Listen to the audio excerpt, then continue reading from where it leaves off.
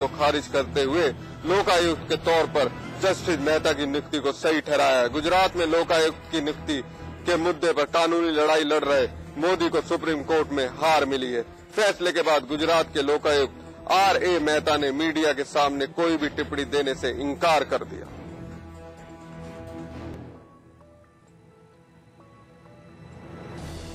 इस तरह से जजमेंट आया है सुप्रीम कोर्ट ने दिया कि आपको कंटिन्यूस करना जाए, तो पूरे मामलों पर किस तरह से आप देखते? मुझे कुछ कहना नहीं है। अब क्या ज्वाइन करेंगे? कुछ कहना नहीं। क्या इस बात को इशू को पूरा रखते हैं इस तरह से आप कंटिन्यूस करेंगे आगे? मुझे कुछ कहना नहीं है। दिल्ली के लोग चलती बस में हुए पैरामेडिकल छात्रा के साथ गैंगरेप की वारदात से उबर भी नहीं पाए थे कि एक और छात्रा के साथ हुए बलात्कार ने उनको दहलाकर रख दिया है। यह सनसनीखेज वारदात 11वीं कक्षा की छात्रा के साथ हुई है, जिसमें 2 युवकों ने उसके साथ बलात्कार किया।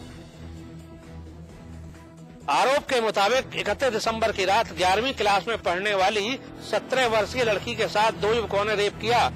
दिल्ली पुलिस के सूत्रों की माने तो एक आरोपी की सोशल साइट के जरिए लड़की से दोस्ती हुई थी।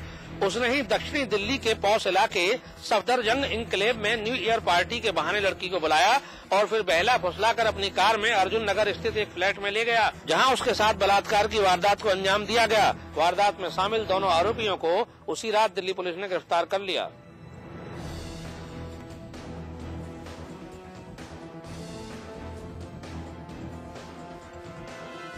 दिल्ली में रेप की वारदातें थमने का नाम नहीं ले रही हैं। ऐसे में दिल्ली पुलिस और दिल्ली सरकार के उन दावों पर सवाल उठना लाजमी है जिसमें कहा गया था कि रेप की वारदातें आगे ना हो, इसके लिए ठोस कदम उठाए जाएंगे। दिल्ली की गैंगरेप पीड़ित को इंसाफ दिलाने और आरोपियों को सजा दिलवाने की मांग को लेकर पिछले 15 दिनों से लोग जंतर मंतर पर धरना प्रदर्शन कर रहे हैं। इन प्रदर्शनकारियों में बरेली से आए राजेश गंगवार पिछले 10 दिनों से जंतर मंतर पर भूख हड़ताल पर हैं। इसके अलावा फर्रुखाबाद से आए बाबू सिंह भी आरोपियों को सजा दिलवाने की मांग को लेकर पिछले 15 दिनों से भूख हड़ताल पर हैं। ये प्रदर्शनकारी कड़ाके की ठंड में खुले आसमान के नीचे बैठकर देश की बेटी को इंसाफ दिलाने की मांग कर रहे हैं, लेकिन पिछले 15 दिनों से चल रहे इस धरना प्रदर्शन की तरफ दिल्ली सरकार की अब तक नजर नहीं गई है।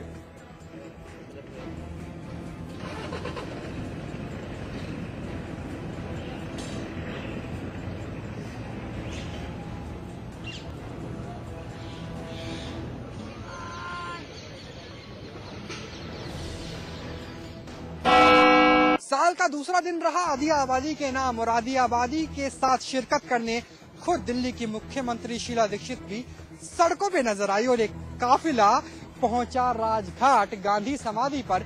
यानी कुल मिलाकर बापू से गुहार लगाती हुई भारत की नारियां कि आजादी के 64 साल बाद भी क्या हम आजाद नहीं हैं। दिल्ली की मुख्यमंत्री शीला दीक्षित की अगवानी में बाल भवन से शुरू हुआ मौन मार्च राजघाट तक पहुंचा। हालांकि इस मौन मार्च में भी दिल्ली के कई मंत्री बयान देते नजर आए और महिला NGO नारे लगाते हुए। इस मार्च का एक चेहरा वो भी था कि जब इस मार्च ने RTO के व्यस्त चौराहे को क्रॉस किया, उस वक्त ट्रैफिक जाम की वजह से वाहनों की लंबी कतार भी लग गई। और इस रैली के रेले में एक सवाल ये भी रह गया कि जब आम जनता सड़कों पर उतरना चाहती है तब धारा 144 लगाई जाती है, लेकिन जब सरकार की मुखिया खुद सड़कों पे हो तो वही पुलिस उनकी हिफाजत करती हुई नजर आती है।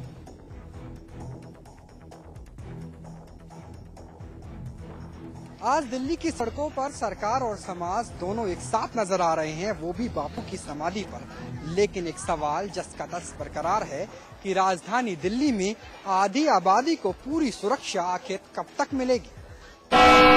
गोरखपुर के गुलहरिया थाना क्षेत्र के बनकटिया गांव में एक युवती के साथ रेप का मामला सामने आया है। गांव के ही 2 युवकों ने युवती को बंधक बनाकर उनके साथ रेप किया। घटना की जानकारी मिलते ही मौके पर पहुंची पुलिस ने युवती को मेडिकल जांच के लिए भेज दिया है। तो वहीं पुलिस फरार दोनों युवकों को हिरासत में लेकर थाने ले आई, लेकिन पुलिस किसी प्रकार का मुकदमा दर्ज करने की बजाय मामले को दबाने में लगी रही। घटना के कई दिन बीत जाने के बाद भी कोई कार्रवाई न होने से परिजन और गाँव वालों में काफी नाराजगी है।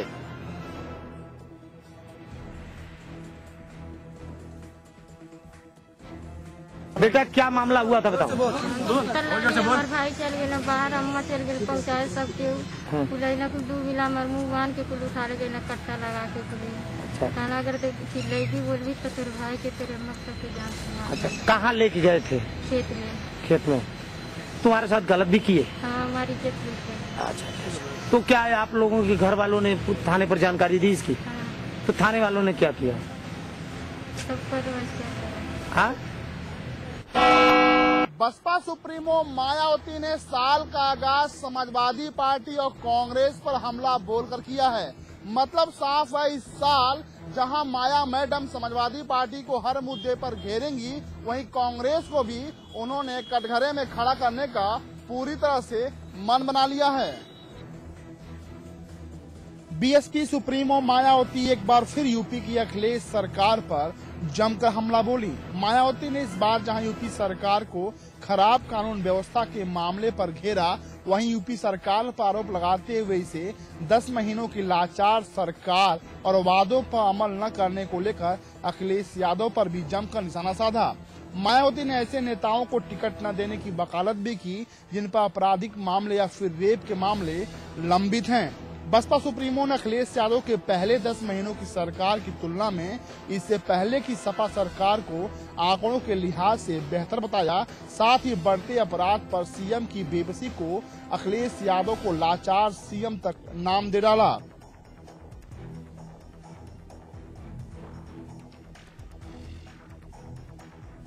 सपा सरकार के 48 में से लगभग 26 मंत्रियों के आपराधिक रिकॉर्ड हैं। सपा ने इस बार अपने चुनावी घोषणा पत्र में प्रदेश के सभी मुसलमानों को दलितों की आबादी की तरह इन्हें भी 18% शिक्षा एवं सरकारी नौकरियों आदि में यहाँ प्रदेश में सपा सरकार बनने पर आरक्षण देने की बात कही है। लेकिन अब इस वायदे से बचने के लिए इसकी पूरी जिम्मेवारी केंद्र सरकार के ऊपर डालने की तैयारी की जा रही है। सपा सरकार प्रदेश के मुसलमानों को धोखा दे रही है। माया मैडम के तेवर भले ही राजनीतिक गलियारों में चर्चा में रहे हों, लेकिन मायावती ये जानती हैं कि अगर उन्हें दिल्ली का सफर तय करना है तो समाजवादी पार्टी और कांग्रेस पर ऐसे हमले करने ही होंगे। बसपा सुप्रीमो मायावती के समाजवादी पार्टी पर लगाए गए आरोप के बाद अब समाजवादी पार्टी ने मायावती पर किया है पलटवार। वरिष्ठ समाजवादी नेता शिवपाल यादव ने मायावती पर आरोप लगाते हुए कहा है कि मौजूदा समाजवादी पार्टी की सरकार में कोई भी मंत्री दागी नहीं है। साथ ही शिवपाल यादव ने ये भी कहा है कि अब समाजवादी पार्टी की सरकार बीएसपी सरकार के दौरान हुए घोटालों की जांच में और तेजी लाएगी और हो सकता है कि मायावती भी जांच में तेजी के बाद अपने मंत्रियों की तरह ही फरार हो जाएं। साल 2013 ये नया साल शुरू होते ही उत्तर प्रदेश में राजनीतिक सरगर्मियां बढ़ने लगी हैं।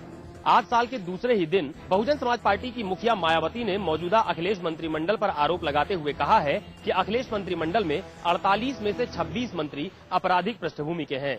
यही नहीं, मायावती ने ये भी कहा है कि सपा सरकार में कई दंगे भी हुए हैं और कानून व्यवस्था बिगड़ी है। मायावती के इस बयान पर पलटवार करते हुए समाजवादी पार्टी के कद्दावर नेता शिवपाल यादव ने कहा है कि सपा सरकार में कोई भी मंत्री दागी नहीं है। साथ ही शिवपाल ने ये भी कहा है कि बसपा सरकार के दौरान हुए घोटालों की जांच करने में देरी हुई है और अब जांच तेजी से करवाई जाएगी।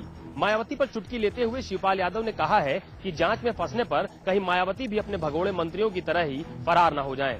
मायावती पर आरोप लगाते हुए शिवपाल यादव ने कहा है कि बसपा सरकार में प्रदेश में भ्रष्टाचार चरम पर था और प्रदेश की हालत जर्जर हो चुकी थी और अब बसपा सरकार के दौरान हुए भ्रष्टाचार की वजह से ही जनता बसपा से दूर हुई है। साथ ही शिवपाल यादव ने ये भी कहा है कि कानून व्यवस्था पर माया के आरोप पूरी तरह से गलत हैं और अगर सूबे में कहीं भी कानून व्यवस्था बिगड़ती है तो संबंधित डीएम और एसपी के खिलाफ भी कड़ी कार्रवाई की जाएगी। अब जनता तो उनके साथ है, जो उन्होंने बेईमानी भ्रष्टाचार जो किया है अब उसकी पोल खुलेगी, क्योंकि उनके जो मंत्री थे आज भी फरार हैं। आज जो फरार हैं आज भी तो फरार हैं। अब देखिए, हमें तेजी से जांच करनी चाहिए। शिवपाल यादव ने यह भी कहा है कि बसपा सरकार के दौरान हुए घोटालों की जांच के बाद अब माया सरकार की पोल खुलने वाली है, लेकिन सवाल ये भी है कि आखिरकार अखिलेश सरकार के इतने माह बीत जाने के बाद भी बसपा सरकार के दौरान हुए घोटालों की जांच में तेजी क्यों नहीं दिखाई गई।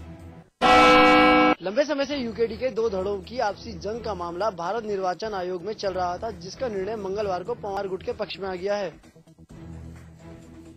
निर्वाचन आयोग ने दिवाकर भट्ट के दावों को खारिज करते हुए आयोग ने यूकेडी के पवार गुट को असली दल की मान्यता दे दी है, जिसके बाद आज यूकेडी के केंद्रीय अध्यक्ष त्रिवेंद्र पवार ने दावा करते हुए कहा कि निर्णय उनके पक्ष में आने के बाद अब दल को मजबूती मिलेगी और हमेशा से जिन मुद्दों को लेकर यूकेडी लड़ाई लड़ती आई है, अब वो मुद्दों पर जोर शोर से काम भी होगा। वहीं यूकेडी के दिवाकर गुट के केंद्रीय अध्यक्ष ने पवार गुट पर पलटवार किया है। निर्वाचन आयोग ने पवार गुट को दल की मान्यता दिए जाने के बाद अब दिवाकर गुट ने मामले की अपील सुप्रीम कोर्ट में करने की बात कही है। दिवाकर गुट के केंद्रीय अध्यक्ष बीडी रतूड़ी ने कहा कि मान्यता को लेकर लंबा संघर्ष करने के बाद निर्णय हुआ है, जिसको लेकर अब वो विधिक राय लेंगे। साथ ही उन्होंने कहा कि यूकेडी को एकजुट करने के लिए वो सभी प्रयास करेंगे। फैसला कल आया हो, पहले आया होता तो उत्तराखंड के अंदर को बहुत ताकत मिलती और उत्तराखंड की जनता को इससे बहुत फायदा होता। और जो फैसला आज आया है हम इसका स्वागत करते हैं और ये जीत उत्तराखंड की पर्वतीय क्षेत्र की जनता की जीत है, उत्तराखंड क्रांति दल के कार्यकर्ताओं की जीत है, जो मैदान में डटे रहे हैं और संघर्ष करते रहे हैं। बहरहाल फैसला भले ही पवार के पक्ष में आ गया हो, लेकिन दिवाकर गुट अभी भी अपनी हार मानने को तैयार नहीं है। अब दिवाकर गुट निर्वाचन आयोग के निर्णय को सुप्रीम कोर्ट में चैलेंज करने की तैयारी कर रहा है।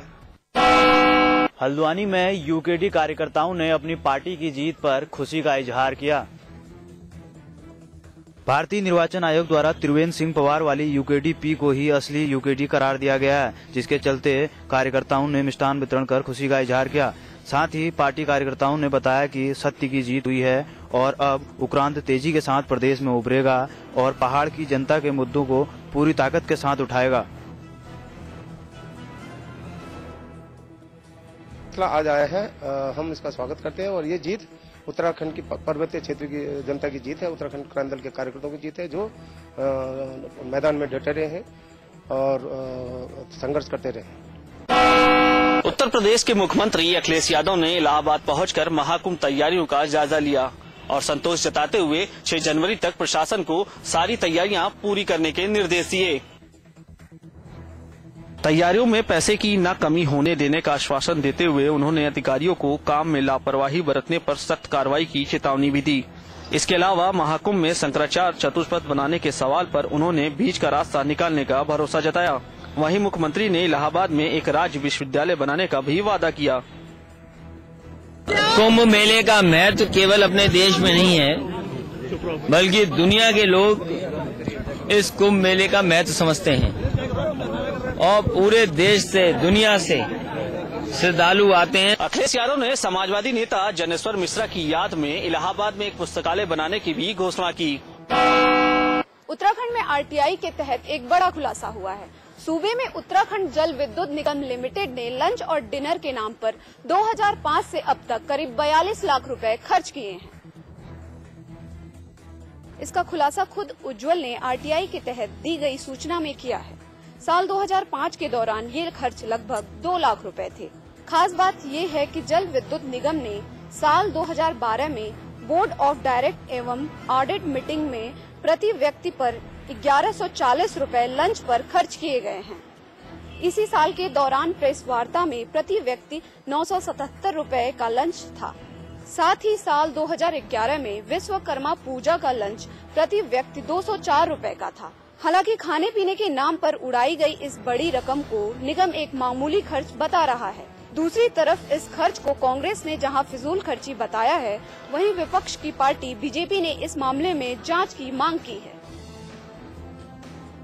तो मुझे तो कोई आश्चर्य नहीं है, तो सफेद हाथी है। इन पर कंट्रोल किसी का नहीं है, नियंत्रण किसी का नहीं। एक भ्रष्टाचार हुए, लेकिन किसी पे कोई कार्रवाई नहीं। केवल अधिकारी को हटा देना या किसी के खिलाफ उसको पद मुक्त कर देना मैं नहीं समझता। जब तक जेल बन जाए, जेल को सलाखों के पीछे नहीं जाए, ये प्रदेश तो नहीं सुधरेगा।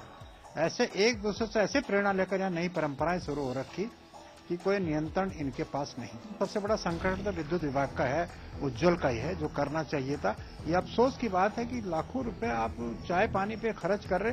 कौन सी उनको क्या सेमिनार करने थे, इंटरनेशनल सेमिनार यहाँ पर होने थे, क्या किया उन्होंने इस पैसे का? कहीं जिम्मेदारी किसी न किसी की फिक्स होनी चाहिए। हम कहते हैं कि हम चाहेंगे भी मुख्यमंत्री भी इन पर नियंत्रण करें। किसी भी विभाग का कार्यालय का पैसा खर्च करने के लिए कोई लिमिट होती है, उसका अलग अलग से मदों से खर्च किया जाता है।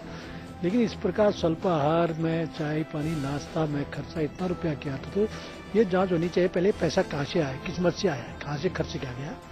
तो इस प्रकार से सारे विभागों में कोई भी सीमा होती है। नहीं, ये पैसा पहले तो जांच का विषय है कि पैसा किस मत का है, कि इस प्रकार से यदि आप चाय पानी में ही इतना रुपया